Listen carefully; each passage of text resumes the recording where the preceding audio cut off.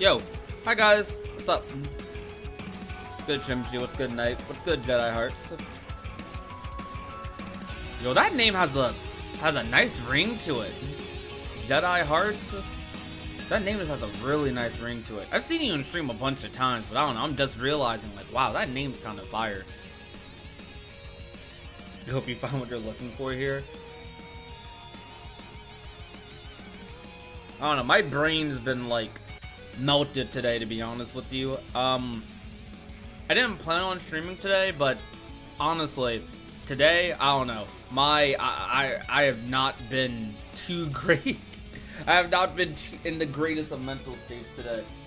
Been a little on the sadder side, but you guys, talking to you guys tends to calm me down.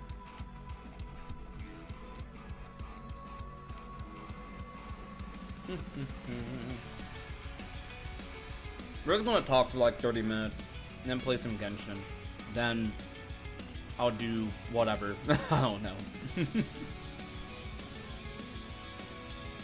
What's good, Trey? What's good, Jordan? What do I think Xion's people would look like? I don't know. Specifically, I don't know.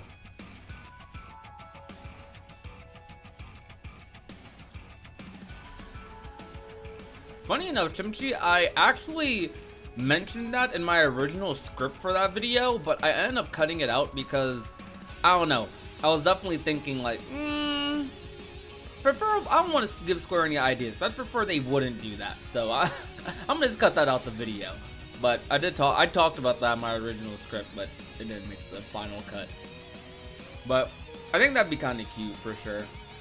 But overall, I think I want her to have her own identity, own thing, because I think Oathkeeper and Oblivion are too tied to Roxas at this point.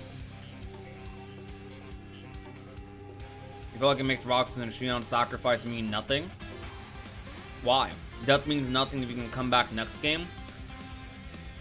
But what impact would their death have had on the entire Kingdom Hearts universe that would have been worth keeping them dead? Like, let's wait here. Let's have actual discussion about it. Like,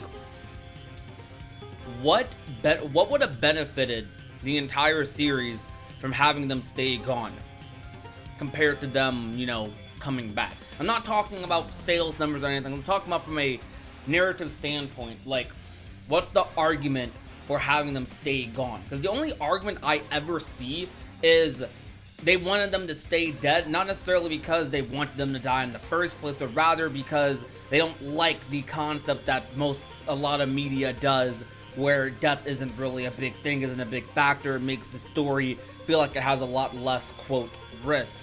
That's something people don't like. However, personally, I don't care that much about that stuff. If you don't want your characters to die, it's whatever. If you want to write them out in some other way outside of death, it's fine.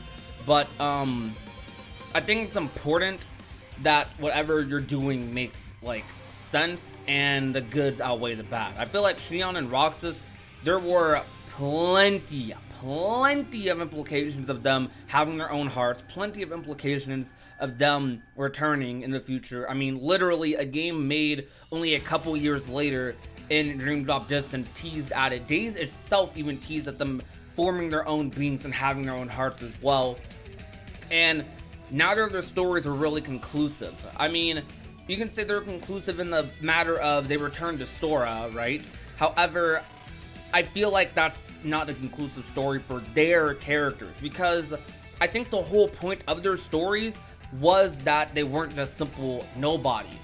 Although they were both connected to Sora, both of them formed their own identities, had their own friendships, and to throw that all away just to bring Sora back, while poetic, it's disheartening. It's very disheartening. It sends off, I think, a little bit of a sadder message, which might be what people are more into. For me, though, I think it's a lot more inspiring, a lot more satisfying, having that build up to the return. The message of, no, you can be your own person. You can, even no matter what people tell you, you're not a puppet. You're not just someone else's nobody. You're you. And that's what the Roxas grief cutscene was in Dream Drop Distance, which I thought was so good. That's why I think, at least. By the way, this is like kind of the start, I guess. I know it's super late and I should have done this earlier, but I want to start doing more discussion type streams. Like, literally, maybe every other day, we do a stream like this, where we just, things that I normally wouldn't make videos, or things I'm a little bit more skeptical on making videos, things a little bit more debatable, or maybe things that I'll make videos later, I'll make into these little live streams, because I feel like we get that live interaction, that live feedback, instead of you guys just listening to me in the video and then commenting down below, which I love, but the live feedback has a certain element to it that I think would make it pretty fun. Let me read some more comments. To be fair, Sora and Kyrie explain why Roxas and Nominee deserve to be their own people and dream about distance in KH3. Yeah, having Sora be the medium between the strife of Roxas and Xion, like Sora is the physical manifestation of Roxas and Xion's dreams and desires to make things right. But what do you mean by that? Like, what's the message of that? In Kingdom Hearts 3, Remon Sora disappears after he brought Kyrie back from the dead. Is like Edward gave up his door of truth for his brother's body in Fullmetal Alchemist. That's a little bit of a spoiler, not gonna lie. But I already know about, but I'm saying that for other people in the chat. But yeah. I'm gonna make discussion streams, but I edit it. How do I edit a live stream? What sort of editing you want? You mean like you want video footage in the background and stuff like that? I mean, that's not too hard to do. I mean, I could loop some footage or bring up a bunch of cutscenes, but you gotta elaborate a little bit more. Yo, what's good, mustache? How's it going?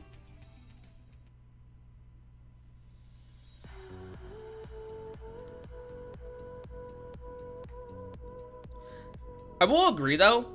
I do think Xion's return could have been better in base game. They rectified it in Remind, but they could have made it a lot better in the main game, like explanation wise, made it a little bit more clean, you know, a cleaner return rather than a sort of like, huh? I mean, I feel like a lot of us, when we saw the initial return, I mean, regardless of the explanation, a lot of us were just like, yo, we're happy to see him back. But then when you look back at it, you're like, how did they come back? Roxas made sense. People who are confused about Roxas' return, I mean, I can understand, but I personally wasn't that confused about. I mean, it made sense to me. That's fine. If you go down to the tiniest of details, it might be a little weird, but like honestly speaking, Kingdom Hearts Kingdom Hearts uses a lot of vague explanations for things anyways, even dating back to like Kingdom Hearts 1, but it's like, in terms of Roxas' return, I thought that was fine. Xion's was the weird part.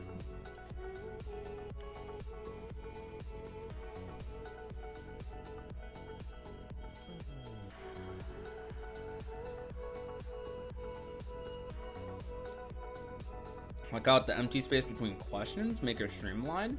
It could take some time, but the video quality would be better. I still don't know what you mean. I mean, like, cause I can't cut out parts of the live stream because I'm still live. But if you mean in post-production, yeah, but at that point that takes away from the live stream aspect of it, doesn't that? At that point I might as well make them videos.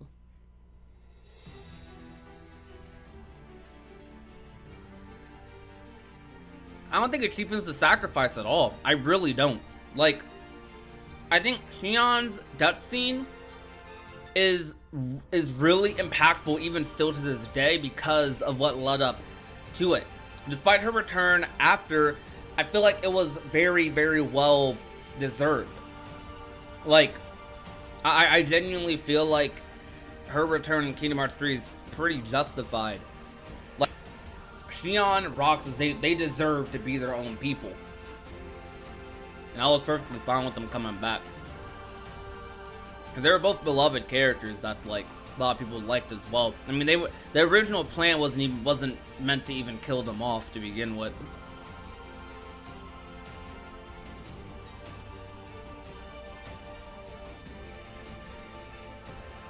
Yeah, for sure. You gotta wait to see how their characters will be used in future games. But I honestly thought their return was fine. Honestly.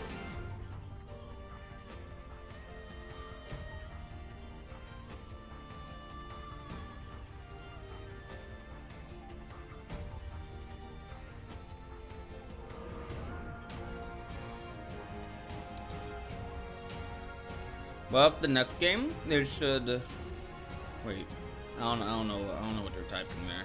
Well, the part can understand. I would love a Melody of Memory DLC. I wouldn't mind that.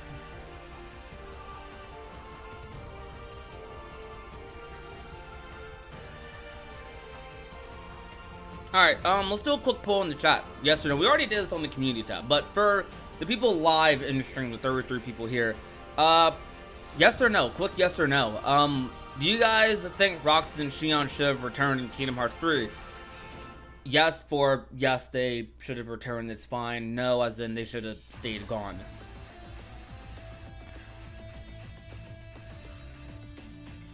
Personally, for me, it's a hard yes. Hard yes.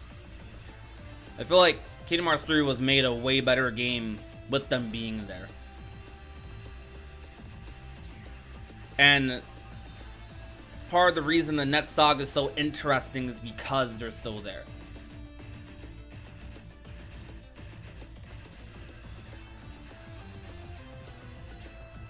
I actually think KH3 makes sense. The entire series is building up to the idea that anything can have hearts.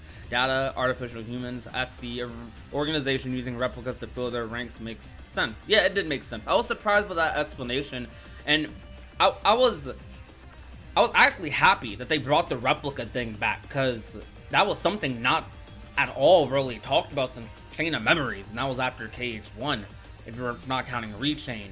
So them bringing replicas into play in the Kingdom Hearts 3 was crazy. So that was really good.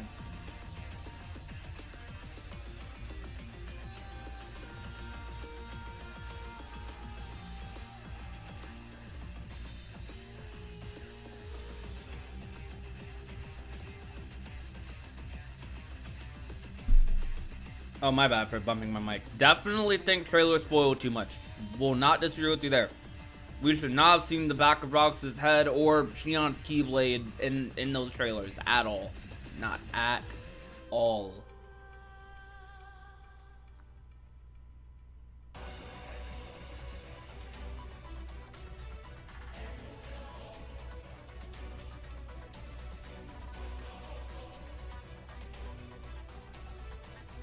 But, Jayberry, that's the exact same case for Riku, though.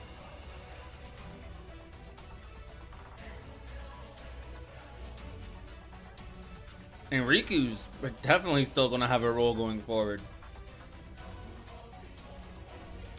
Nah, I think Xion should get her own Keyblade, to be honest with you. Like, something original and new for her. Even if it's like a edited version of the Kingdom Key, I'd be fine with that. But she needs her own Keyblade.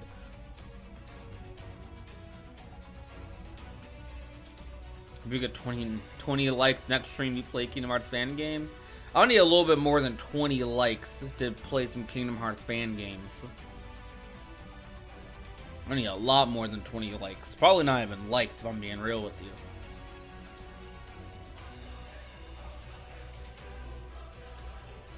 Well, Kingdom Hearts going forward is going to get a lot darker in tone. So having some feel-good reunions like Roxas and Xion was good to end off on. I think a lot of people expected this big tragedy for Kingdom Hearts 3. Like, how do I describe it? I feel like a lot of people expected this darker tone going into the finale for KH3. But honestly, Kingdom Hearts 3 debatably up until some moments in the end was probably one of the most lighthearted games in the entire franchise. And that partially is because of the selection of Disney Worlds. I mean, honestly, all of the Disney Worlds they chose in Kingdom Hearts 3 were pretty lighthearted Disney Worlds. I mean, pretty lighthearted.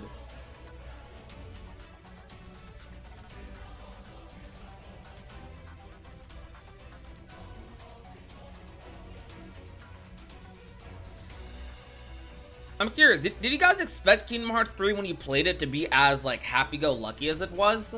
Or were you expecting, like, a darker tone for KH3 when it first came out?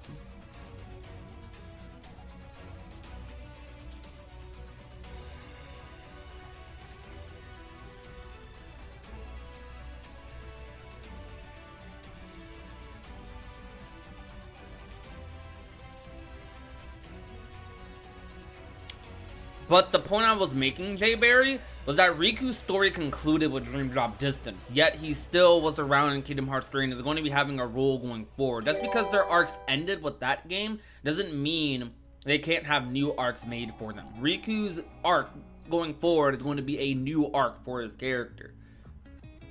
You could say Riku's arc ended with Dream Drop, or you could say it ended with Ansem's demise in KH3, but either way, Riku's arc ended in one of those games.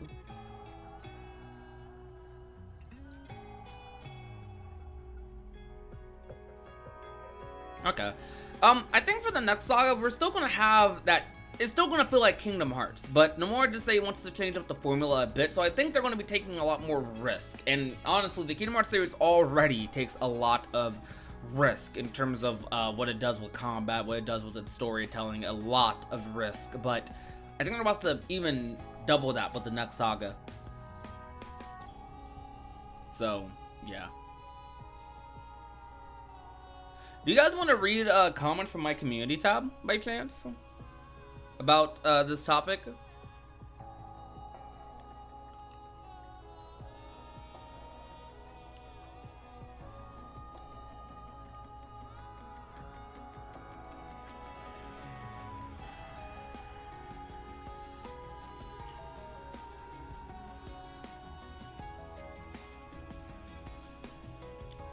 Not gonna lie, Tricks, that comment, not appropriate at all.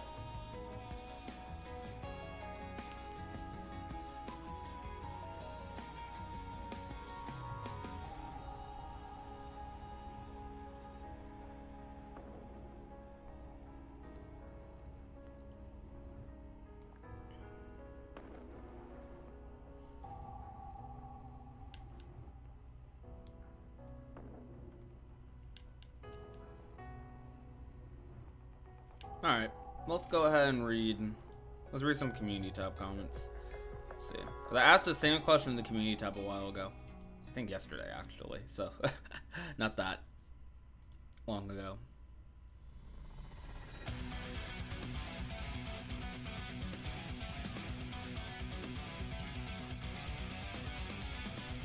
I gotta play. I'd be feeling weird sometimes about putting comments on stream like that, because sometimes I'm thinking to myself, like, I don't know, are people, like, weird about that? Because I don't want to feel like I'm calling anyone out if I disagree with the statement. But, I mean, it's all about how I present it, right? Like, I'm not going into it trying to be disrespectful or mean or anything.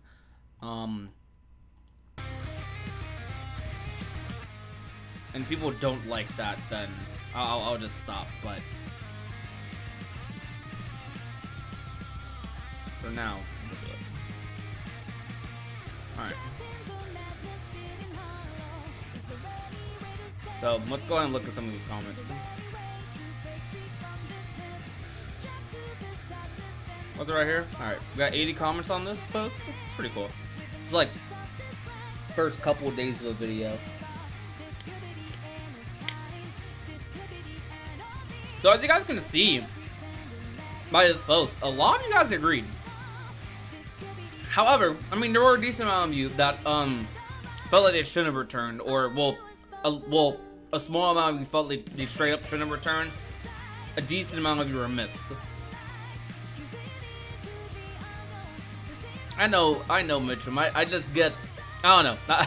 I think I worry way too much, because I really, I just don't ever want to become one of those YouTubers that's constantly, like, bashing his own community or anything. But we'll try our best. Let's see. So, I read a couple of these. Top comment is, I don't see why not, to be honest. Also, now that they are back, we get to see more of them in Phase 2. Have to see Xion and Terra in the story more often, since I feel like those two haven't had much overall in Phase 1. And I mostly agree with this comment. I disagree with the last part, because they did have a lot to do with Phase 1, but not as much as our main characters. But since they are, like, around a lot more now, theoretically, they're not waiting around, they're not in buffer waiting to return. They're just back now. They could just be more involved in the plot. We could see them in a lot more cutscenes. We could see them next to Aqua, Terra, just moving around. And you might actually see them in more fights as well. So yeah, I agree with that. It was built up for like 3 games beforehand. It would have been bad writing to not do it. I disagree with that. I don't think it would have been bad writing to not do it necessarily, because, I mean, writing's subjective. But I do think they did build it up for like 3 games. They straight up built it up for 3 games. Like, I feel like beforehand, hold on, let me reword that. There used to be an argument for them not returning, because some people said it wasn't built up, or that their deaths were pretty conclusive. And at the time, because I'm not gonna lie, I was convinced by higher ups in the community, bigger YouTubers, and just the bigger YouTubers who said those statements. And I kind of agree with that at the time, even though deep down I didn't think that myself. I would have loved it if they returned. Deep down, honestly, I always wanted them to come back. And when I look back at Days, when we recently played Days last summer, and when we're about to play through Dream Drop, when I replayed through Dream Drop myself last year as well, or the year before last year, and even in Kingdom Hearts 3, like, honestly, every title after Kingdom Hearts 2 built towards them coming back, built towards Roxas coming back. Because think about it, right? Roxas, what was the reason to even make Days if Roxas' story was supposed to just be done with Kingdom Hearts 2? Yeah, it would have made for a really conclusive in-between story. However, it's like they introduced Xion, technically, after Kingdom Hearts 2, and introduced Roxas in Kingdom Hearts 2, and they made a whole game surrounding him in Days. And shortly after Days, with Dream Drop Distance releasing, and in Birth by Sleep with Ventus and stuff, because there's minor references towards Roxas in Ventus' story. I don't know, like, you have all these things. They push Roxas a lot on screen, that's what I'm trying to say. You had Ventus, who most people thought was Roxas at the time, but we found out there was more layers to why Roxas looked like what he looked like, why he looked like Ventus. We got a whole game surrounding Roxas and his crew, and in Dream Drop Distance, they even made that cutscene for Roxas', grief. And there's one cutscene we're also forgetting. Let me pull this up too. Hold on. In Recoded, and that cutscene with Naminé and Sora, right here. I know I have music on, but literally, you see this? Huh, I gotta go back, like all the way back. You see this? Literally, the whole purpose of Recoded Story was to tell you that Sora had hidden data inside him, hidden memories, hidden stuff, right? And his purpose was to save these guys. That was the entire purpose of Recoded and the ending of Dream Drop. So, like, they built it up. Like, they're honestly, I'm tempted to believe that at least as of Days, right? They had the full intention of bringing Roxas back, and I think Xion was completely made in mind with being brought back. Honestly, I do. I really do.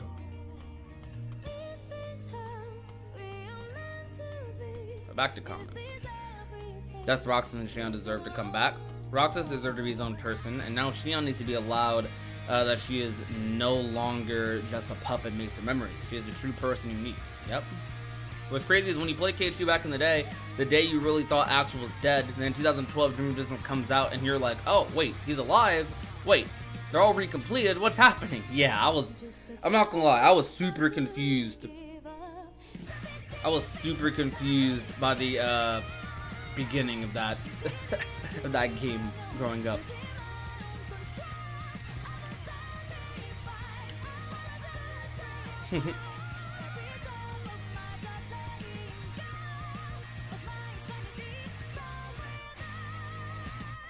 Alright. Let's read a little bit more.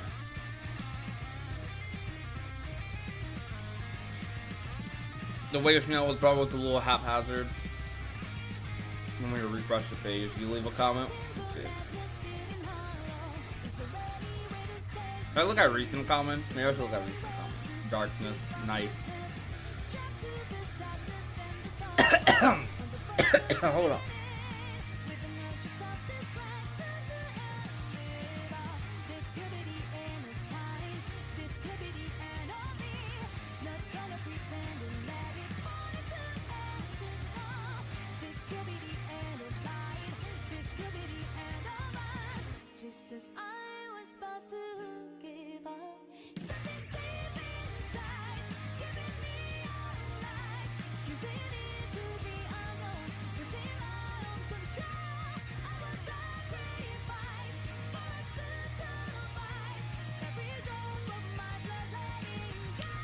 I'm sorry. My bad. I'm sorry. I'm like eating this soup, and I take a bite of this soup, and I don't know. I got like a bite of like, I don't know, like a raw pepper or something. Like, and that just went down my throat. And I just lost it. Oh my gosh. Excuse me. I had to like devour a bottle of water. I apologize, guys. Hey, that's live streaming for you, but let's read more. Like I said earlier, I do agree that Xion's return should have been a little better, but I do think I think the scene was worth it overall. Like, honestly speaking, part of me wants to say I barely even care because because of how good that cutscene was. It's like, even if her return was a little weird in explanation, it's like we all knew she was returning. We all wanted that to happen. It was built up way before that, so like the return was as justified. But I do agree with this. It was a little like like her explanation could have been way better. Remind made it a lot better, but it still could have been better initially. Xion's character really got the short end with the movie for days, yes. But her return was epic. As for Roxas, I'm always down to see him. Great characters. And yo, thank you so much, so I really appreciate the sub. Welcome. Great characters, and the story was supposed to tie up phase 1. And you can't do that without the characters. Yeah, I agree.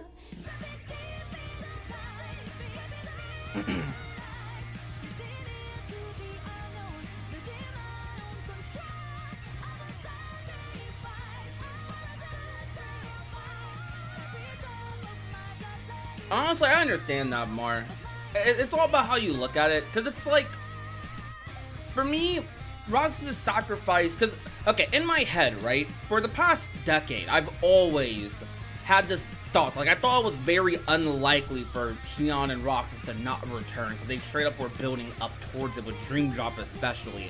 Whether they should or shouldn't do it was a more debatable thing back in the day. That was what people were debating about. However, here's the way I interpret it, I guess. Like, this is my perspective, my very loose, off-the-dome perspective. I can make a bigger video about this if need be, but, I feel like, well, yeah, okay.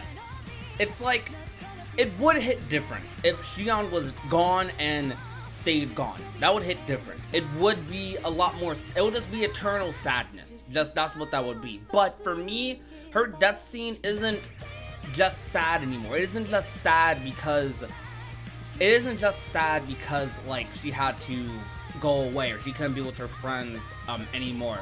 What makes it sad now, despite her return, is that the way I look at it is she had to sacrifice so much just so Sora could come back.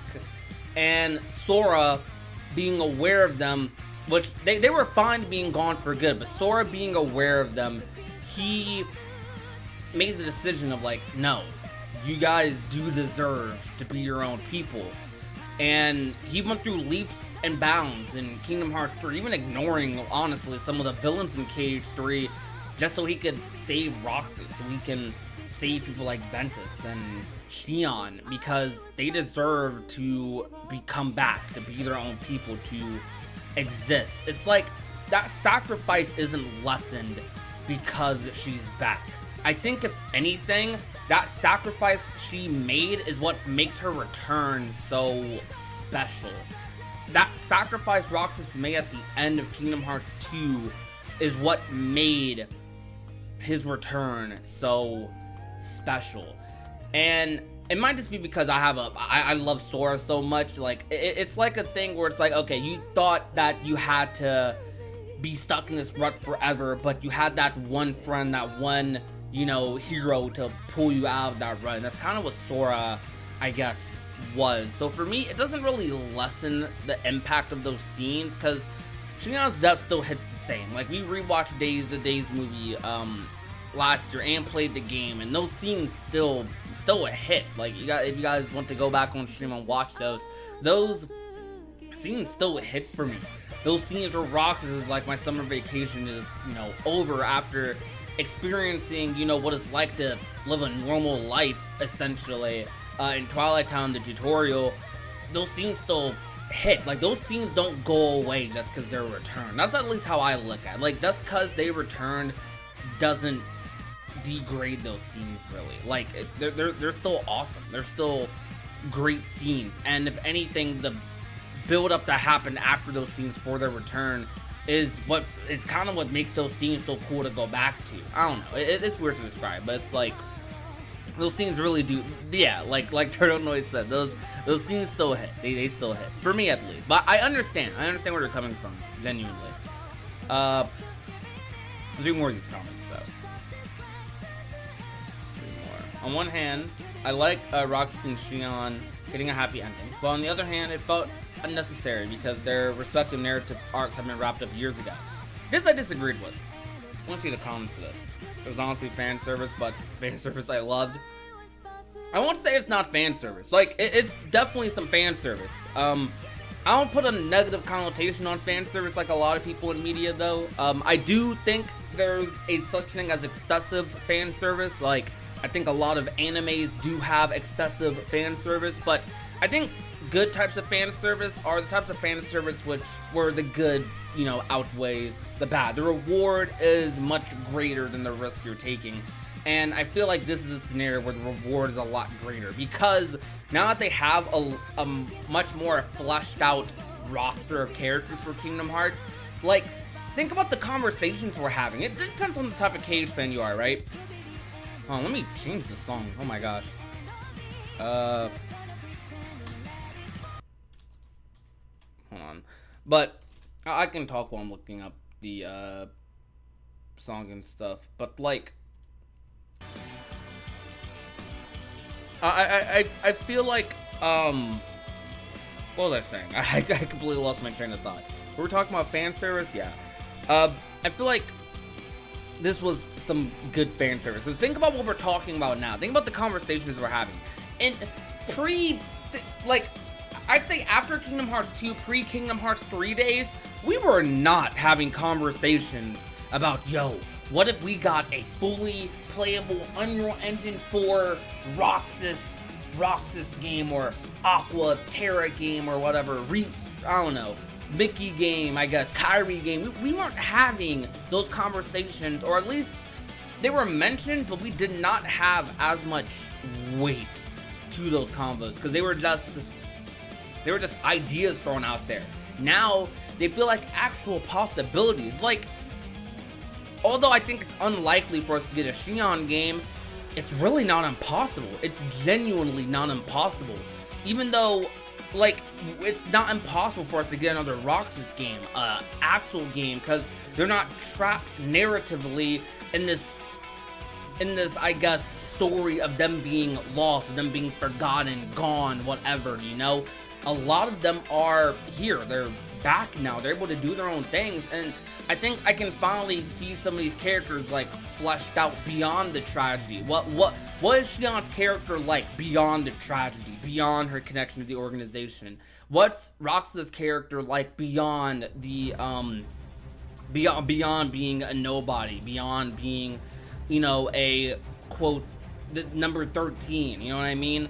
And we got a lot of glimpses of that throughout their stories, but we will see a lot more of that, and I think that's going to be cool. Just joining the stream, I know this is a discussion on Roxas and Xion. Someone mentioned Aqua. Personally, her return for me is papered over.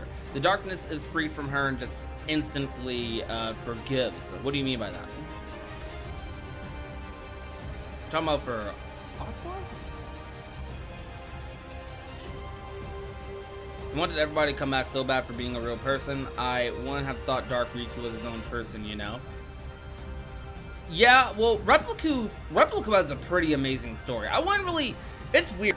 Repliku definitely formed their own sort of identity, for sure. But I think it's a good thing that Repliku didn't return. Like, characters like Repliku, they're gone now. Like, Repliku is gone, for as far as we know. That character and Xehanort in the real world, they're gone. They're gone. So, yeah, I mean, it's not like every character gets to just return for free. It's not like Data Sora is running around with real Sora or anything. It's just characters like Roxas and Xion who are actually their own characters despite being connected to Sora, they get to return, and I think it's justified. I feel the Kingdom Hearts hype was not high when the games were on handhelds for at least a decade. The community has grown a lot since the KH3 marketing took the gaming YouTube community by storm. Yeah, it's well, I'll say this: the Kingdom Hearts community dates way back. Honestly speaking, there was not as much, like, okay, Twitter and YouTube popped off way more when Kingdom Hearts 3 was announced. When 1.5 was announced. 1.5 is what truly started it, but Kingdom Hearts 3 is what, like, enhanced it tenfold when we got that KH3 announcement. But I feel like beforehand in the KH community, from what I understand, from what I've, like, read, what I've seen, well, I was around then a little bit, not active, but I was, before, like, being a YouTuber or even contemplating being on social media, I was one of those kids who was, like, reading a bunch of Kingdom Hearts fan comics growing up after KH. I remember reading so many cringy, KH2 fan comics, but that's what I grew up on, kind of, so, yeah. But it was a lot of gameplay heads, like, there was a lot of, like, there was a lot of, like, Final Mix videos, because Final Mix wasn't over here. There were discussions. Birth by Sleep was a big deal in the community, even before KH3. Like, there was a lot of hype still from the non-numbered titles. However, we definitely escalated for sure. Like, there's no argument. We definitely escalated, and KH3 marketing blew it up even more. Like, honestly, back in the day, it would have been rare to see any Kingdom Hearts YouTuber get remotely popular or big. So, yeah.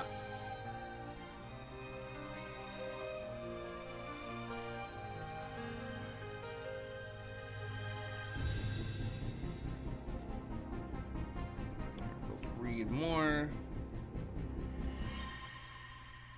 Oh, this one got a lot of replies.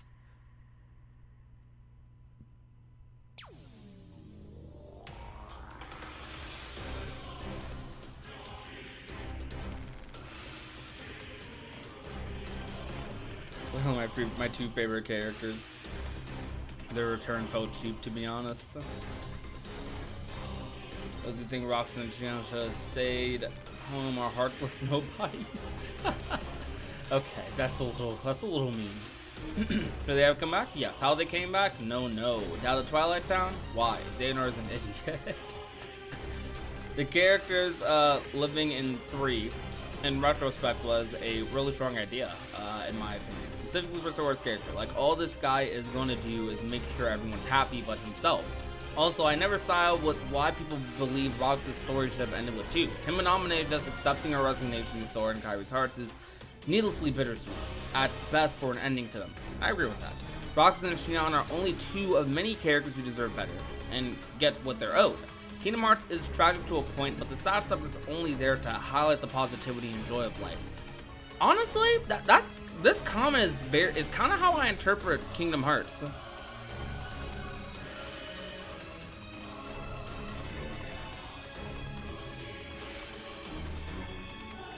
Hey Joshua, honestly, I don't know what happened there. I mean, honestly, I don't really know what to say about all that. But I will say this: preferably, I'd appreciate if we don't, you know, call people out their names in these in the chat. You're free to type, but just don't call people out their names. We're trying to be nice here, I guess. But I'm really sorry that happened to you, honestly, because that doesn't sound fun at all. Answer the main question. Roxas and Xion deserve to return with all they sacrificed. It's like the perfect sleep trail. I want to nominate more 2 in KH3. I definitely think we should have gotten more nominate, but I think we'll get more nominate. Hang on. Must have play. My bad.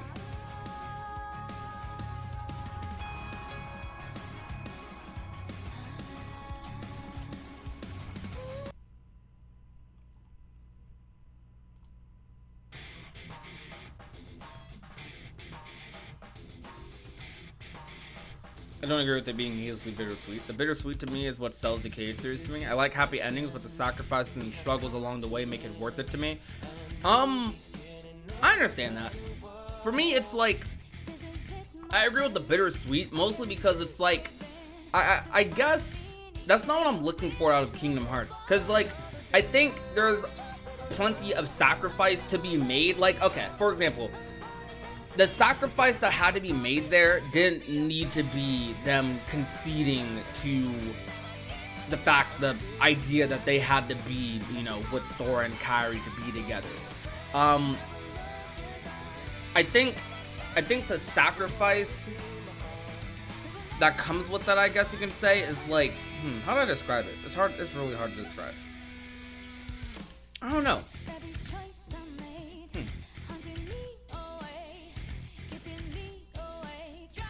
I definitely wasn't like super satisfied with the way Roxas and Nominate were in KH2. I feel like after that, I wasn't angry or anything, but I would have preferred them to like somehow become their own people, and I was happy that they did end up doing that sort of thing.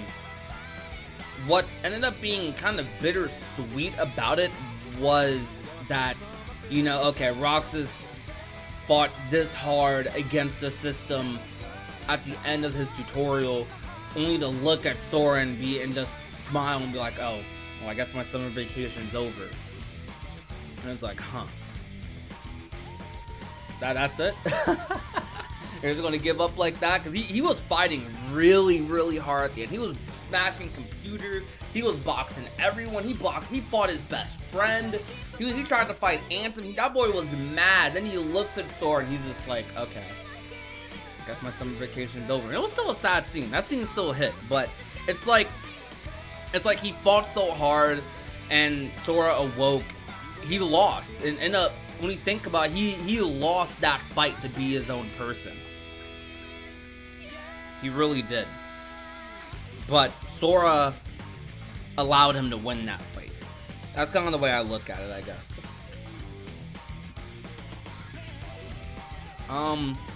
Those is poor. Really surprising, considering that no one dying is one of the main criticisms towards KH as a series nowadays. Not really.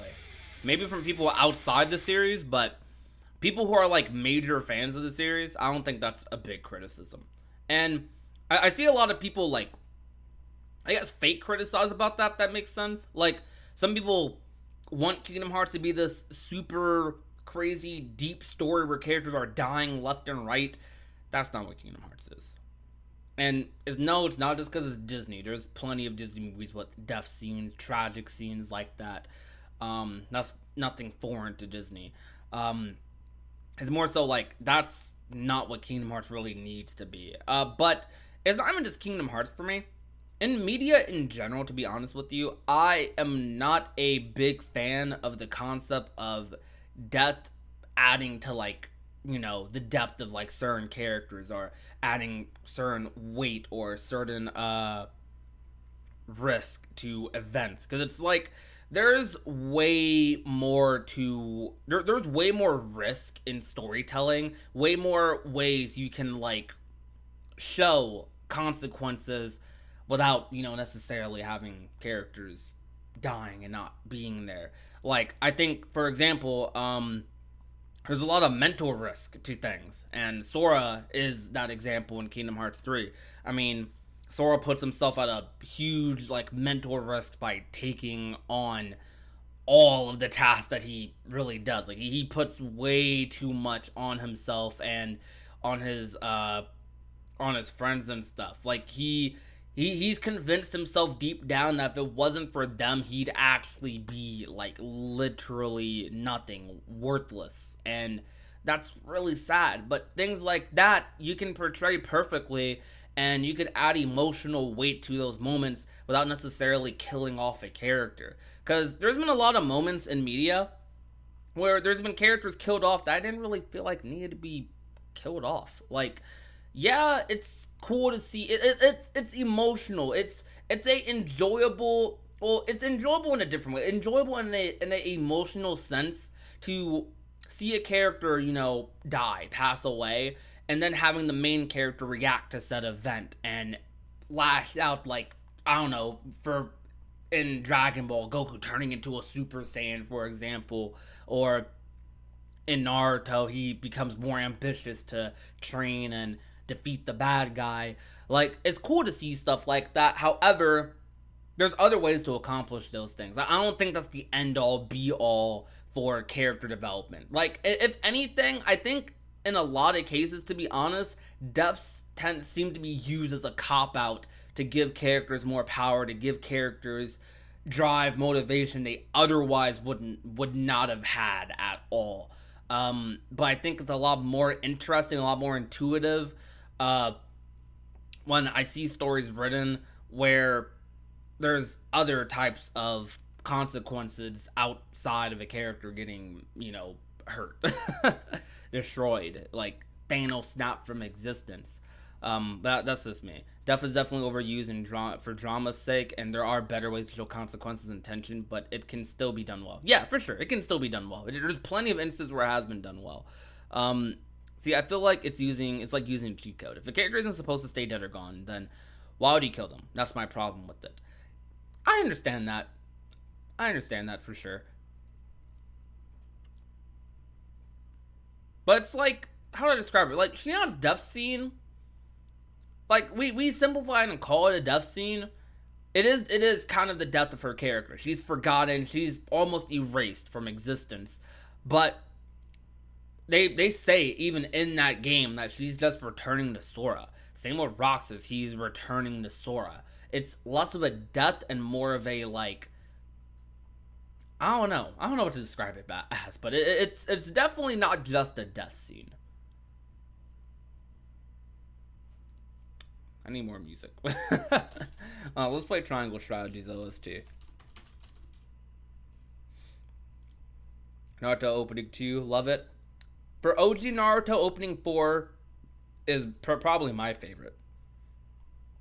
For Shippuden, I'm an opening 13 fan for Shippuden. Shippuden opening 13, too good.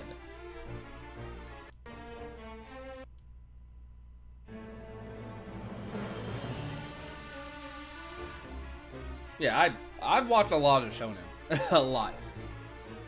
Not all of them, but a lot. I've watched most of the major ones. Let's see, I've watched, out of the major ones, actually, I think out of the major ones, the only one I haven't watched is Bleach.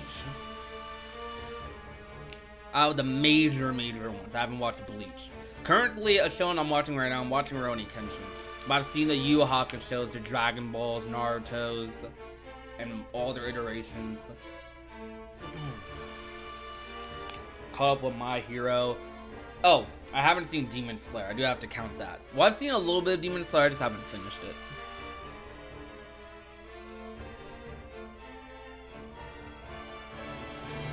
At least people could remember Roxas and Xion was this block on your phone forever. Finally got co-op mode in Genshin Impact. Nice, Silent. Good. How are you enjoying Genshin?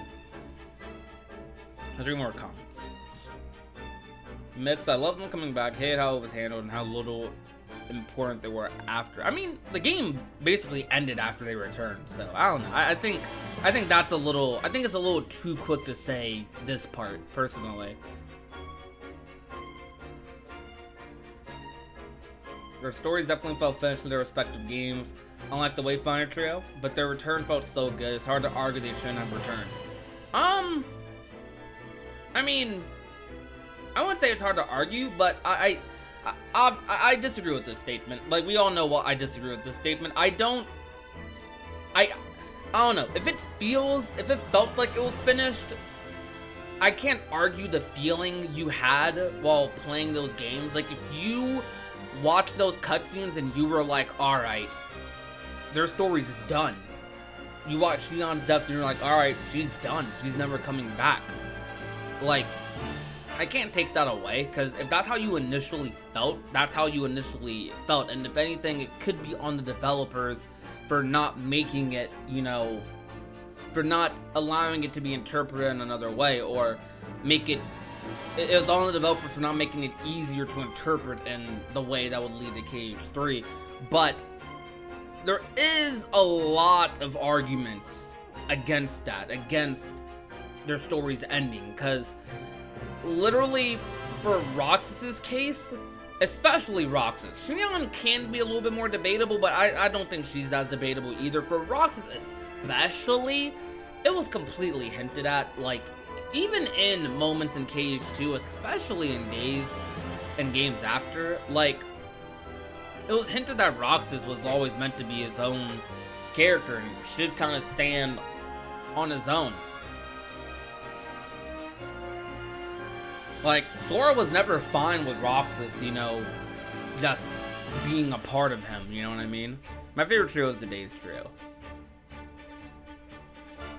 If we're not counting Sora, Donald, and Goofy.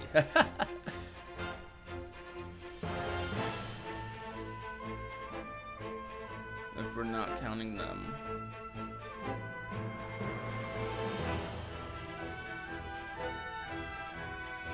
Remember I used to make Dragon Ball Z theories 5 years ago?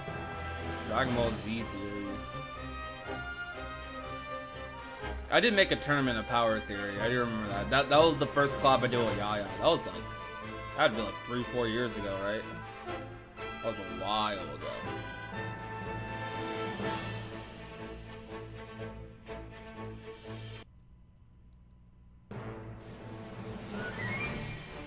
Alright, let me,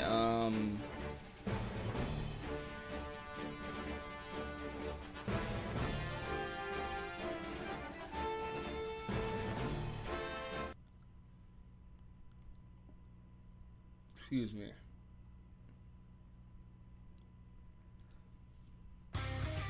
Yeah, Sword Down and Goofy are definitely like the best trio. I won't have executed like KH3, though it seemed rushed, especially when Lee remembers Xion with that 2-second headache. I don't like this mix. Whoa, that's kind of mid. Let's do Savior. The reason I'm playing Astral Chain music is I'm testing to see if I can use the music in videos. I want to see if I get copyrighted. Alright. But, continue.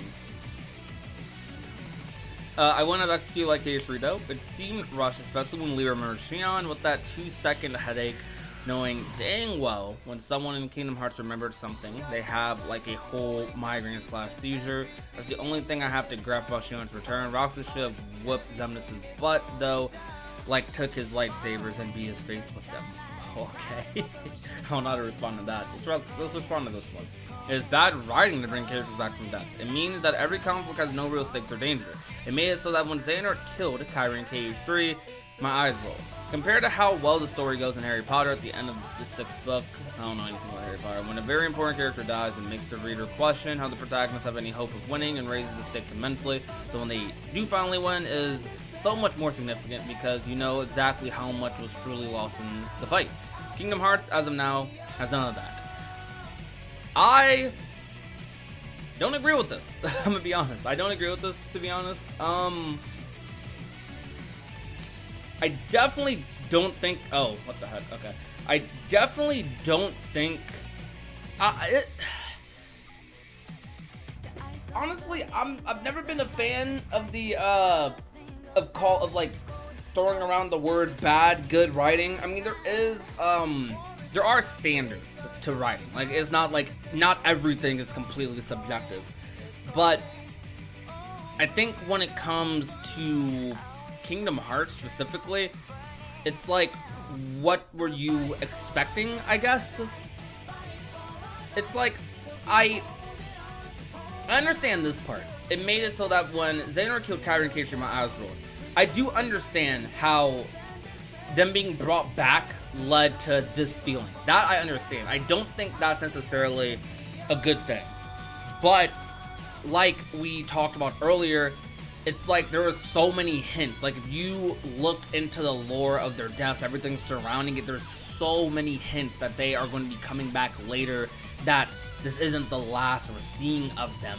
And if you interpreted it that way, it can be on the developers for not making it easier to interpret the opposite direction. But I'm not going to call it bad writing, because there's a clear intent behind those scenes, behind those characters' deaths. I don't think they were endings that were rewritten, for example. Like, I don't think that Nomura wrote Xion's death and was like, alright, she's gone forever, she's done. And we even talked about that in the Days of Ultimania. I mean, you can go back and watch that, read the Nomura interview, exactly what he was talking about.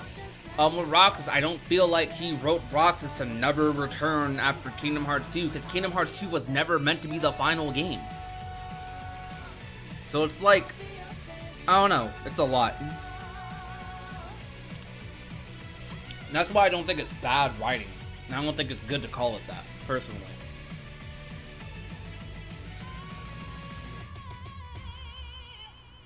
But I do understand, like, where they're coming from, for sure. Because when that Kairi scene was literally just done for Remind, and otherwise was kind of out of place, honestly.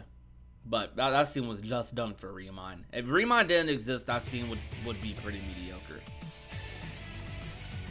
Alright, I want to play Octopath music now. We're done with Astral Chain.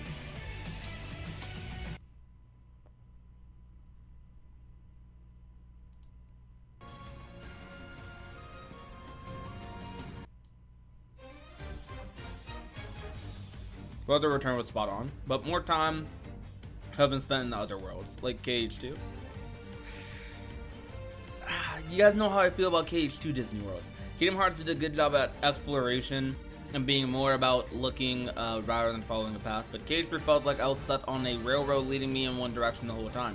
What they could have done is have the organization mess with the worlds like in KH2, forcing the player to go back to prevent them. They could have also made fights between Sora and the organization in other words as well, especially since Pia and others were saying Sora was weak at the start of the game. This could have been a test to see if Sora was ready to face them for the final battle, or if they needed to gather the princesses of light. Excuse me. A lot could have been different to spread the story out to other worlds, other than compressing it to 3 worlds by the time Mount Olympus and Keyblade Graveyard.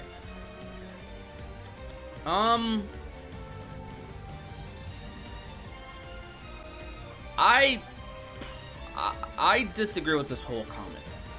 Now, as a preference, I understand. I respect the preference, because I've talked to many people who feel a similar way. So, not to disregard anyone's feelings. I personally definitely disagree, because for starters, for me, I think Kingdom Hearts 2 easily has the worst Disney Worlds out of the number titles, for example. I don't think you spend that much time in those Disney Worlds, and I think, if anything, KH2's Disney Worlds feel the most like what they're saying here, a railroad leading me in one direction. Because KH2's worlds are what's commonly used in level design, hallways, they feel like. Also, additionally, I also do not think we should have had organization fights during the Disney Worlds. It would have been nice. I probably wouldn't have complained if we got it, but I don't think we should have gotten it, because I think that would have made the climax leading up to the end of the game a lot less significant and have a lot less weight. Because when I fought Marluxia and Larxene in the Keyblade Graveyard, I was like, yo, this is my first time fighting these guys since Chain of Memories or since KH2. This is so freaking cool. Instead of like, oh, well, this is my second time fighting them since the Disney World I just visited. It's like, nah, they didn't need to do all that. I will say this though, maybe having a fight with Demyx and Vexen might not have been that bad, but that wouldn't have made sense. That would not have made sense for the story. So, if anything, I guess you could say they just wrote themselves into a wall here, because a lot of people wanted them to go a Cage 2 Disney World route with organization fights in the middle of worlds, but they didn't need to do that. They didn't, because it wouldn't have made sense for the story. Like, I felt like it was way better to save those interactions for the end of the game. Like, that's what I felt like, at least. Yeah, the fights could have been better designed, a little bit better, which they were really fun, honestly, especially the triple Xehanort fight. But I think the interactions, that experience itself would not have been the same if I fought them in Disney Worlds at all. And also, additionally, we know how I feel about Disney Worlds. If you watch some of my videos, I personally think Cage 3 Disney Worlds still are the best Disney Worlds in the series. It's debatable whether they're the best narratively for me. I think Kingdom Hearts 3's Disney Worlds do a very, very good job at expressing all the themes that Kingdom Hearts 3 does offer, which do make a major impact on the end game. However, they're not as in your face about it as other Kingdom Hearts games. I feel like, honestly, a lot of people, if they don't see an organization character in a Disney World, or they don't see a fight, they don't see like they don't hear a key word, I guess you can say, talked about in the Disney World, they immediately just put it off as, oh, well, this wasn't important, this didn't matter, this didn't lead up to anything. But really, it did. It led up to a lot, and it's part of what made the Cage 3 experience so good, because I felt like narratively they were really, really good, and they actually incorporated a lot of the Disney movie's themes into Sora's character, into his personality, into his mentality going into the end of the game. And I thought that was really good. I really did. So I don't think all the story was just stuffed into these three worlds. Honestly, Twilight Town barely had story. A lot of it was stuffed into Keylake Graveyard. No, this is Octopath Traveler. Outside of Keylake Graveyard, I think the lore was spread pretty decently around all the other worlds. But alright, that'll be... No, we'll read one more. Let's see.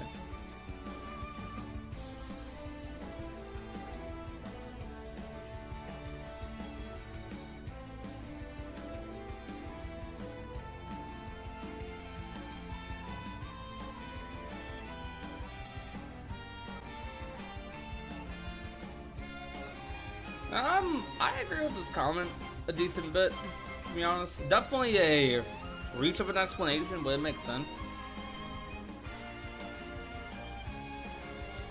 Only complains that for simplicity would have merged Roxas and Ventus. I wouldn't say that. Yeah, Twilight Town was definitely a disappointment in KH3. For sure. For sure. Should have been less Disney Worlds and better story writing. I didn't like Sora going to worlds not knowing why it was there. That's understandable. That's understandable. I didn't really mind it that much, because it's like it didn't feel that different from other Disney Worlds for me.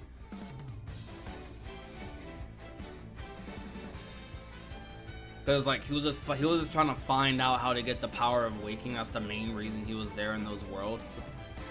But they did sort of invalidate that towards the end of the game. But the Disney World served a purpose of adding to his character, leading into the end of the game, and teaching him, like, you know, the similar lessons he usually learns along the way. And they honestly they integrate the Disney World stories into his character, into his experiences a lot better than other Disney Worlds ever had. Like, it's crazy.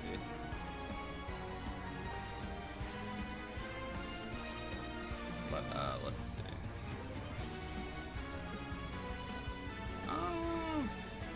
In another live stream, we can look at this. A lot of you guys have been commenting on this post for a while, for weeks, or for days. It's insane. Lots of discussions. A lot of you said no, but a lot of you also said yes. Like 20% out of 4K people. That's still a couple hundred people, man. So, yeah. Alright, that might do it for today's live stream, though. I honestly do apologize. This was so short. I don't know if we're going to stream. Well, Actually, no. We're about to play Genshin. I'm tripping. Hold on. Okay. I did say I was gonna do that. Okay, we're gonna... Alright. Well, this will be the end of the cage section. You guys can still talk to me about whatever you want, but we're gonna play a little bit of Genshin Impact. And then we're gonna get off. But if you guys still want to talk to me about cage, feel free to. Like, just because I hop onto another game doesn't mean the cage convo stop, because I'll talk about cage any day of the week, so...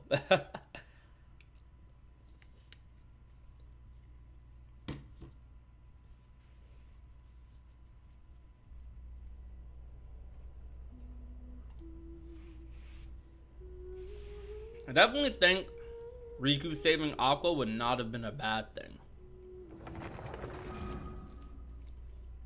However,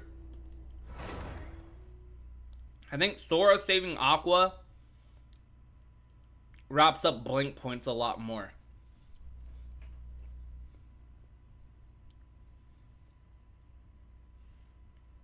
Happy Pandemic B-Day. Oh my gosh, don't remind me of that. We're not celebrating that.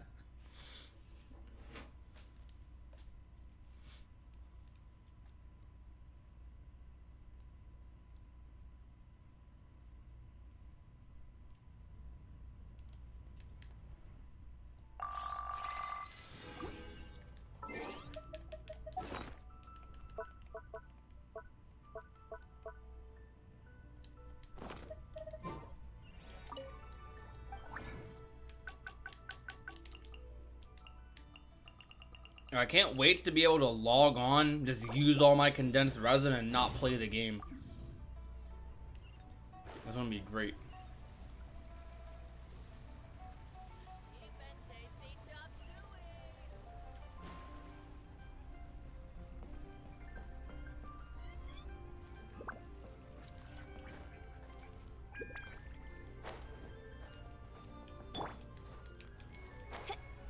But it's like weird for me with the Disney World argument, because it's like, I don't know, I feel like a lot of the same people who do criticize the Disney Worlds tend to criticize like Sora's character development or his growth and stuff, and all of Sora's character development and growth tends to be in the Disney Worlds. Like, that's where a lot of it is. Those moments where he's hanging out with Dawn and Goofy and Rapunzel or Flynn, or Dawn and Goofy and I don't know, him and Beast or him and Aladdin. Those are the moments that honestly sold Kingdom Hearts for me growing up. So like, I tend to pay attention to those moments like so much, and they just add so much to a world that I otherwise would just feel like another, I guess, edgy anime game or something, even though KH isn't really edgy, but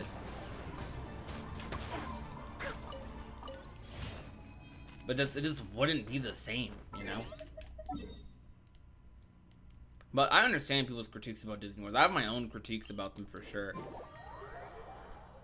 K3's Disney World, for me, like, it's debatable whether I like them most narratively, but I definitely think they're the most fun to play in. Like, I compared to any other KH game, Disney World's still pretty good, but they're not great. They're just I'm gonna say that. There's some great Disney Worlds, but like KH3 compared to other KH games, it's like the worlds are just so, I guess, expandable. Like I actually feel like I'm in this Disney movie, and it doesn't. That feeling's not the same in other games, but that's not what everyone's looking for in KH. So to that point, I understand. For me, that's one of the reasons I got into the whole franchise. I think I've often said before that one of Kingdom Hearts 3's biggest faults, even though I personally have it as my favorite video game, is that it does alienate part of the fan base in some ways.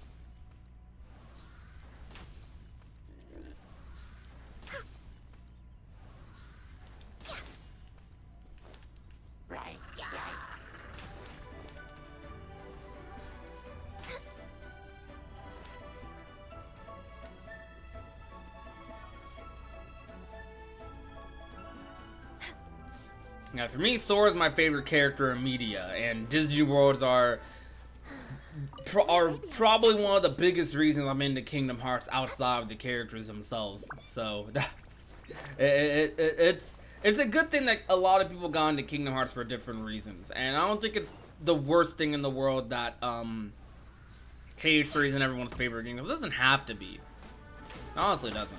Like, the next KH game doesn't have to be your favorite one, as long as it's fun, as long as you enjoy yourself. But I know a lot of people wanted KH3 to be their favorite because of how much they built it up. For me, it ended up being my favorite, and I was more than pleased with it.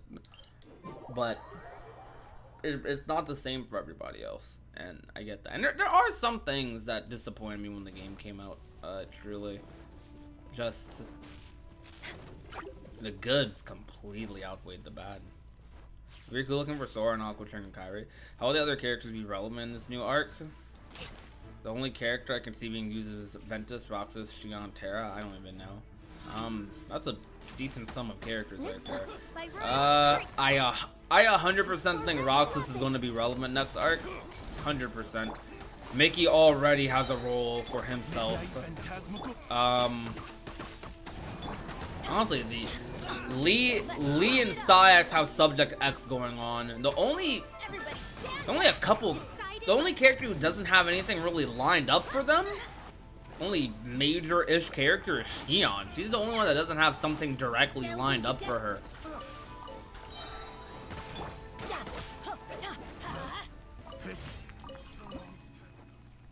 Look, my favorite video games, literally in this order, is KH 3, 2, and then 1. Those are my top 3 video games of all time, right there. I don't know, is that, do you guys think that's terrible? It might be terrible. I have 3 of the same games in my top 3. I don't know, I just love KH that much. I just love it that much. Like, it's... No other series has really come close. Not saying no other series can come close, but no other series has come close. How much do you guys like Kingdom Hearts? Like, how...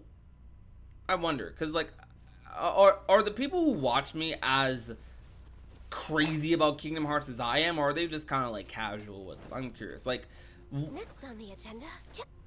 Like, if Kingdom Hearts is your favorite game, how big is the gap between Kingdom Hearts and your second favorite game?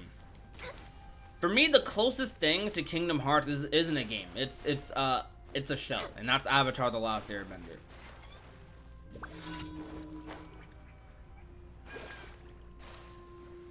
It's hard making a KH story tier list. Cause it's like, I'm not gonna lie, it's like a flavor of the month thing, but I think I like 3 story the best. I don't even think. No, I do like KH3 story the best. Right now, at least. But it's like, it's hard. Because I don't know, all the KH games offer something different. Have a different objective, goal, purpose.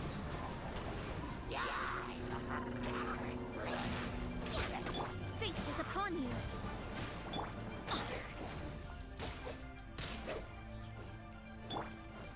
Where are... okay.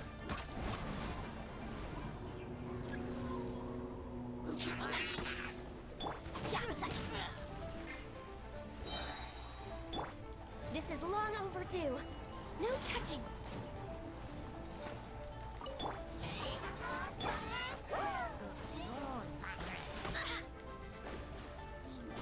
Delve into destiny. Teamwork is dreamwork.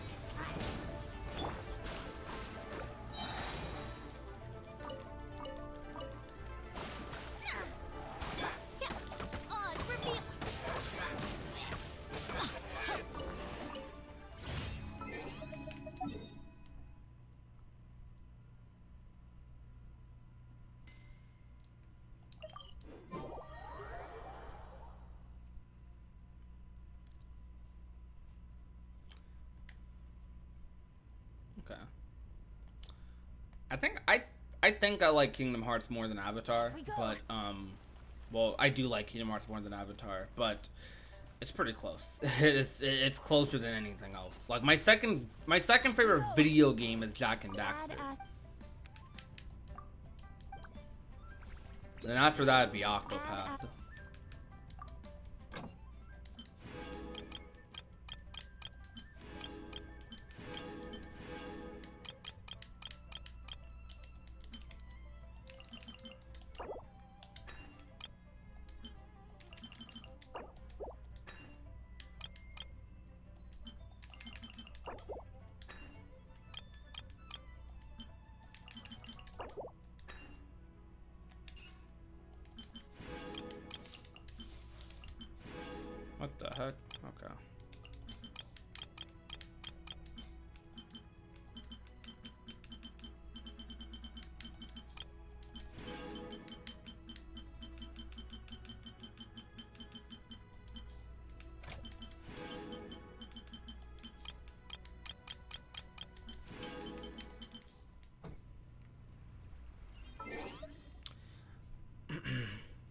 some of the chat.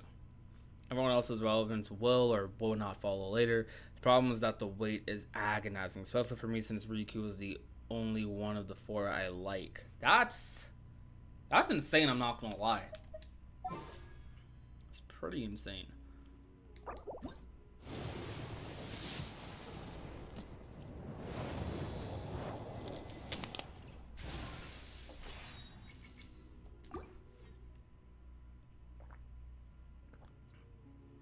Prodigy, the only major character that doesn't have nothing lined up for the new arc of Xion, but Terra and Namine ain't got nothing confirmed yet for them either. Well, for Namine has powers over, well, memories. That's what she has. And memories are going to be a big part of the next arc, I am going to imagine, for her and Terra. I say this because, well, I don't know, Terra's a little bit up in the air, but for Namine, I feel like she's going to be very involved with the Birth by Sleep trio, with Ventus in particular, as his memories start to resurface. She's going to be the one to start to introduce that, and I feel like that's what her role is going to be. So she could easily get a role out of that. It's not confirmed, though, or even, there's not even much weight or evidence for that. It's just a implication off of her powers and what Union Cross has going on. For Terra, I gotta think. Is there anything for Terra? Terra doesn't really have anything, really. Yo, Lydia, what's good? What's today? Today is Wednesday, right? Yep, alright. But yeah, I don't know. Yeah, like, okay, there's really not much close to Kingdom Hearts for me, and it's a little insane. Not much close to it. Love this series so much, man. It's insane how much I love this series. Like, it's like only people who probably feel the same exact way I do probably would fully understand how much I love it and how much this series has affected me and impacted my life. And I'm not just saying it just to say it. It's like it's actually just made life way better and more enjoyable.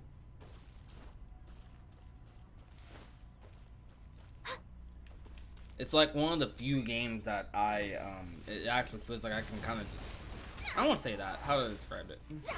I don't know what to say, but it's just know Cage number 1 for me. That's all there is to it.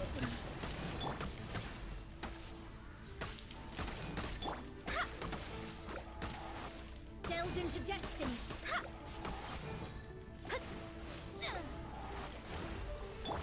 All hail. Access denied. Midnight, fantastic. Let me scry.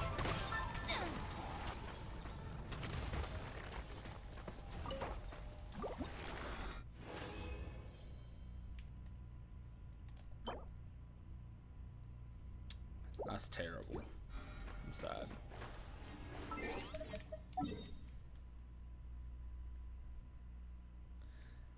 Yeah, I hope the new Avatar stuff they're doing is good. Like that, my worry is that it won't be good.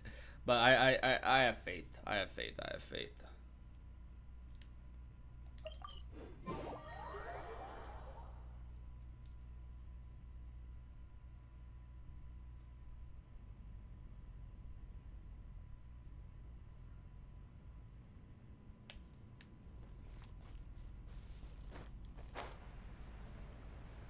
I got 2. It's crazy because part of me was thinking about Let's Playing KH3, but that was just something I had to do on my own. It just I had to do it on my own. Like I didn't want to sit there commentating. I just wanted to sit there and because my hype for KH3 exceeded YouTube.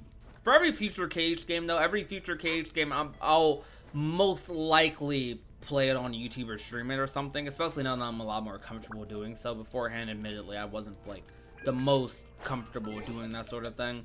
But man, Cage, I just had to do that on my own. I just had to play that game on my own. Like, there was no ifs, ands, or buts about it. Just that had to be all me there. Had to.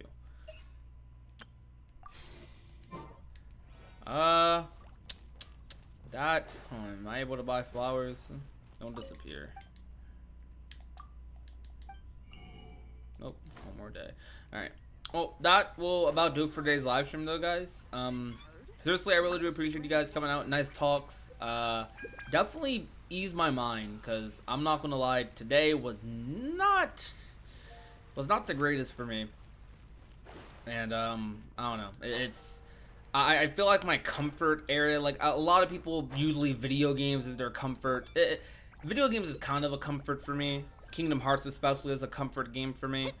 Some people have animes and stuff. For me, my comfort thing, I guess, whenever I'm feeling like really down, depressed, sad, it's usually just streaming or making content. I don't know, it's just what I like to do a lot.